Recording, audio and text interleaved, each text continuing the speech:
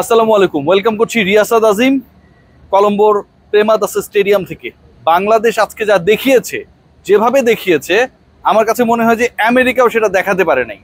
ইরানের সাথে যুদ্ধ হয়েছিল, B-52 নাকি 2 কি একটা যুদ্ধ বিমান আমরা দেখেছিলাম না, বিশাল বিশাল বোমা মারে, কিন্তু তারা কনফিউজ ছিল যে শেষ পর্যন্ত কতটুকু ডিজাস্টার করতে পেরেছে। বাংলাদেশ ক্রিকেটের ক্ষেত্রে কোনো ধরনের কনফিউশন রাখতে চায় না। যে ম্যাচটায় বাংলাদেশের টার্গেট ছিল 245 রান, সেই পার্টিকুলার ম্যাচে 1 উইকেটে 100 থেকে 8 উইকেটে 105 রান তুলতে একটা দলের 7টা উইকেট নেই। 5 রান তুলতে একটা দলের 7 উইকেট নেই। যেভাবে আউট হয়েছে ব্যাটাররা, যে কিংভূত কিমাকার কদর্য ভাবে আউট হয়েছে, উইকেট থ্রো করে এসেছে, এটার ব্যাখ্যা অন্তত আজকের খেলায় নেই। লিটন কুমার দাস, আলোচনা করব সবাইকেই নিয়ে। খেয়াল করে দেখবেন যে সবশেষ যে ম্যাচেসগুলো খেলেছেন তিনি, সবশেষ 6 ম্যাচে 4টা শূন্যতে আউট হয়েছেন। সবশেষ 6টা ইনিংসে 4টায় তিনি 0 মেরেছেন। সবশেষ 8 ইনিংসে একবারও ডাবল ডিজিটে, মানে 9-এর বেশি রান করতে পারেন নাই। সবশেষ 8 ইনিংসে লিটন কুমার দাসের টোটাল রান হচ্ছে 13। প্রত্যেকটা ওয়ানডে খেলতে নেমে বাংলাদেশের ক্রিকেটাররা পান 4 লক্ষ করে টাকা। লিটন কুমার দাস প্রত্যেকটা রান করতে বাংলাদেশ ক্রিকেট বোর্ড তাকে দেয় 2.5 লক্ষ করে টাকা। শুধু কি তাই, ওই যে 4টা 0 করেছেন, ওই 4টা 0 করতেও তিনি মাঠে নেমেছিলেন এবং সেটার জন্য 16 লাখ টাকা দেওয়া হয়েছে। টাকার হিসাব আমি করছি না রে ভাই। লিটন কুমার দাস কিভাবে ডুবিয়েছেন, মেহেদী হাসান মিরাজরা কিভাবে ডুবিয়েছেন, কিভাবে বাংলাদেশ দল আজকে কদর্য রূপ দেখিয়েছে শ্রীলঙ্কার প্রেমাদাসা স্টেডিয়ামে, কিভাবে গাজী আশরাফ হোসেন লিপু, বলতেই হচ্ছে আমাদের প্রিয় বড় ভাই, বাংলাদেশ ক্রিকেটের এক সময়ের বিশাল পরাক্রমশালী ডিরেক্টর, বাংলাদেশের ক্যাপ্টেনদের মধ্যে আলোচিত এবং একই সাথে ইফিশিয়েন্টদের একজন, সেই গাজী আশরাফ হোসেন লিপু যে দল করেন, সেই দল গড়ার পর তিনি যে ব্যাখ্যা দেন এবং সেই ব্যাখ্যা দিতে গিয়ে যখন বলেন T20-র ক্যাপ্টেনকে একটু ম্যাচ প্র্যাকটিস বা একটু মাঠে নামানোর প্র্যাকটিস করানোর জন্য ওয়ানডে দলে রাখা হয়েছে, এই যে ব্যাখ্যাগুলো দেন যেন একটু বল খেলার সুযোগ পান, এই যে ব্যাখ্যাগুলো দেন, সেগুলোর আলটিমেট রেজাল্টটা হচ্ছে বাংলাদেশের এই কদর্য ক্রিকেট। আজকের এই দিনে বাংলাদেশের 29 রানে প্রথম উইকেট যাবার পর যখন 71 রানে পার্টনারশিপটা করলেন ছোট, তামিম এবং শান্ত, কখনো কারো একবারের জন্য ভুনাক করে মনে হয় নাই যে এই ম্যাচটা বাংলাদেশ হারতে পারে। কখনো কেউ চিন্তাও করতে পারেন নাই।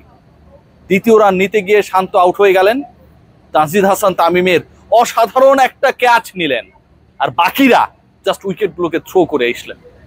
বাংলাদেশ দলে অন্তত এ একটা ব্যাপার স্টাবলিশমেন্টে চলে গেছে, যেখানে খারাপ করলেও কোনো সমস্যা নেই, টিকে থাকা যায়। লিটন কুমার দাসকে দিয়ে বাংলাদেশের সিলেকশন প্যানেল যেন সেই বার্তাটা দিয়েছেন বারবার। একজন ক্রিকেটারকে আপনি সুযোগ দিচ্ছেন না, সে পারফর্ম করছে, আরেকজন ক্রিকেটার আন্ডার পারফর্মার, তাকে আপনি সুযোগের পর সুযোগ দিচ্ছেন। এখন যেটা প্রয়োজন বাংলাদেশের নিরিখে, বাংলাদেশ ক্রিকেটে এই যে অনবদ্য একটা ভূমিকা লিপু ভাইরা পালন করছেন, দল নির্বাচনে যেভাবে কদর্য ইন্টারফেয়ারেন্স তারা করছেন, পক্ষপাত দুষ্টভাবে দল নির্বাচন করছেন, বিসিবির সামনে অন্তত নির্বাচক এবং লিটন দাসের 3টা ভাস্কর্য বানিয়ে রাখলে খারাপ হবে না। সিরিয়াসলি এখন এটা গুরুত্বপূর্ণ হয়ে দাঁড়িয়েছে, যেন একটা স্থায়ী রূপ পাওয়া যায়। কারণ গাজী আশরাফ হোসেন লিপু এরপরে বলতে পারেন তিনি আর এই দায়িত্ব পালন করবেন না, 6 মাস 1 বছর পর হয়তো নতুন কেউ আসবে, কিন্তু এই যে কামটা তিনি করে গেছেন রে ভাই, যে একজন আউট অফ ফর্ম ক্রিকেটার, তাকে খেলার সুযোগ করে দেওয়ার জন্য অন্য ফরম্যাটে সে ক্যাপ্টেন, তাকে দলে নিতে হবে, তাকে খেলাতে হবে, এই যে একটা সিচুয়েশন ক্রিয়েট করে গেছেন, এটা কি রেফার করে? তাহলে তো মুমিনুল হককে ওয়ানডেতে খেলানো উচিত। যদি কোনো টেস্ট সিরিজ ওয়ানডের পরে হয়, যেহেতু তিনি টেস্টে খেলবেন, তাহলে ওয়ানডেতেও নেন, খেলান। আপনারা কি করবেন? সাদমানের ক্ষেত্রে আপনারা এটা করবেন, তাইজুলের ক্ষেত্রে আপনারা এটা করবেন? আপনারা করবেন না। বাংলাদেশ দলটাকে নিয়ে এখানে যে যার মতো করে, ছোট বাচ্চারা, আমার মেয়ে ওই ক্লে নিয়ে খেলে, কখনো বাড়ি বানায়, কখনো গাড়ি বানায়, যা খুশি তা বানায়। বাংলাদেশ ক্রিকেট দলটার ক্রিকেটাররা যেন হচ্ছে নির্বাচকের কাছে ওই ক্লে, যখন যা মনে চায় তখন তা বানায়, যখন যাকে দলে খুশি ঢোকায়, যখন যাকে দলে খুশি বের করে। আজকে ফেসবুকে স্ট্যাটাস দেখছিলাম, অনেকেই মস্করা করছিল যে বাংলাদেশে খেলা দেখতে দেখতে একটু ওয়াশরুমে গিয়েছিলাম, কি করার জন্য বুঝে নেন, ছোটটা অথবা বড়টা, যে কোনো একটা করার জন্য গিয়েছে, এসে দেখে বাংলাদেশে 6টা উইকেট 7টা উইকেট নাই। আসলে ঘটনা কিন্তু তাই ঘটেছে। উইকেট যেভাবে পড়েছে, যেভাবে 100 ফর 1 থেকে 105 ফর 8 হয়ে গেল, যেভাবে 7 উইকেটের পতন ঘটলো মাত্র 4 রানের ব্যবধানে, 5 রানের ব্যবধানে, এতে প্রত্যেকটা উইকেট গেছে 1 মিনিটেরও কম সময়ে। কেন যাবে না?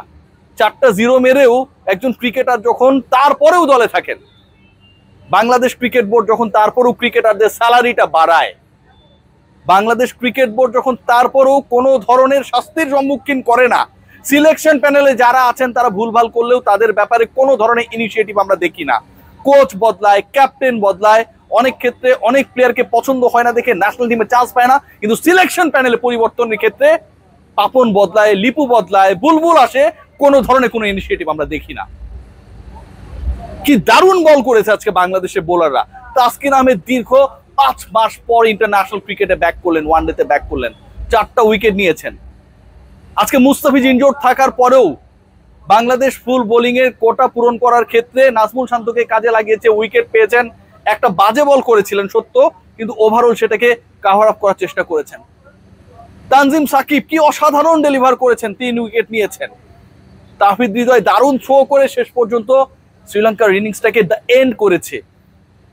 স্পোর্টিং উইকেটে যখন সবাই স্বপ্ন দেখছিল, অন্তত প্রথমে যেভাবে আমরা দেখেছিলাম পারভেজ ইমন অ্যাটাক করেছে, তার আউট নিয়ে আমি কোনো সমালোচনা করব না, হি ওয়াজ ইন হিজ স্টাইল, তিনি তার মতো করেই ছিলেন।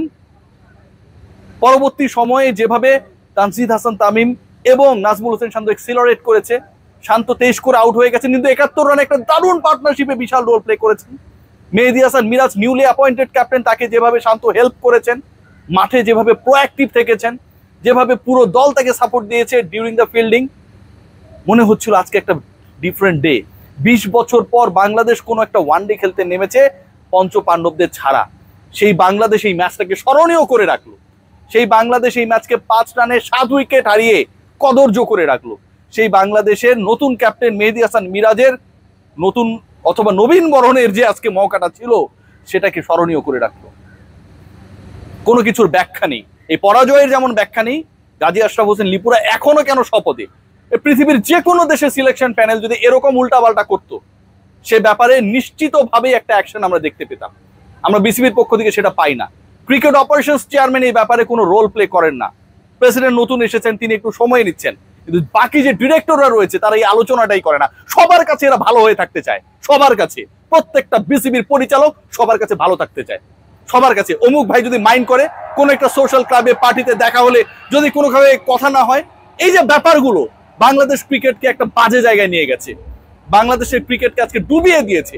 পাশে সুইমিং পুল দেখছেন না, এই পাশে সুইমিং পুলে যেভাবে এখানে যদি কেউ পরে ছাপ দেয়, সাঁতার কাটতে যায়, চাইলে ডুব দিতে পারবে। বাংলাদেশের ক্রিকেট এভাবে ডুবে গেছে।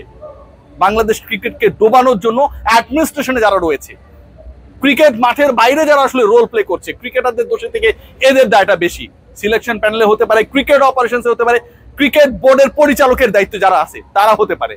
এগুলো নিয়ে কেউ কথা বলবে না, এগুলো নিয়ে কেউ কথা বলবে না, সবাই মিষ্টি মিষ্টি কথা বলবে, দুর্নীতি নিয়ে কেউ কথা বলবে না, ছেলে ভুলানো গল্প বলবে।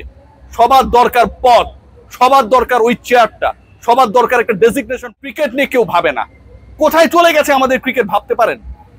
আমাদের ক্রিকেটের সিলেকশন নিয়ে যে ধরনের বাজে প্রসেস চলছে, পুরোপুরি ব্যক্তিগত সিদ্ধান্তের উপর নির্ভর করে যখন সিলেকশন হচ্ছে, নুরুল হাসান সোহানরা উপেক্ষিতই থেকে যাচ্ছে।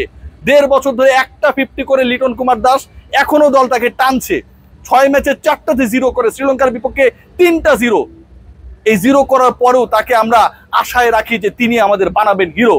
এই বাংলাদেশের তো এই রেজাল্ট হবেই। আমার ওই ভাইটার সাথে দেখা করার খুব ইচ্ছা, যিনি ওয়াশরুম থেকে ফেরার পরে এই ডিজাস্টারটা দেখেছেন। সিরিয়াসলি আমি চেষ্টা করব, আমার কমেন্ট বক্সে তিনি লিখেছেন যে এই ঘটনা ঘটেছে, যদি কখনো পারি ওনার একটা সাক্ষাৎকার করবো যে ভাই কেমন লাগলো, আপনি ওয়াশরুমে যাওয়ার পর যে শান্তিটা পেয়েছিলেন, ফেরার পর কি সেই শান্তিটা ছিল আপনার? আমি সত্যি জানতে চাই ওই আরামটা তিনি পেয়েছিলেন কিনা। বাংলাদেশের খেলা এরপর যখনই হবে, ভালো সিচুয়েশনে যখনই বাংলাদেশ থাকবে, আমার ওই প্রিয় ভাই ওয়াশরুমে অন্তত যাবে না, নিশ্চিত থাকুক। সবাই ভালো থাকবেন।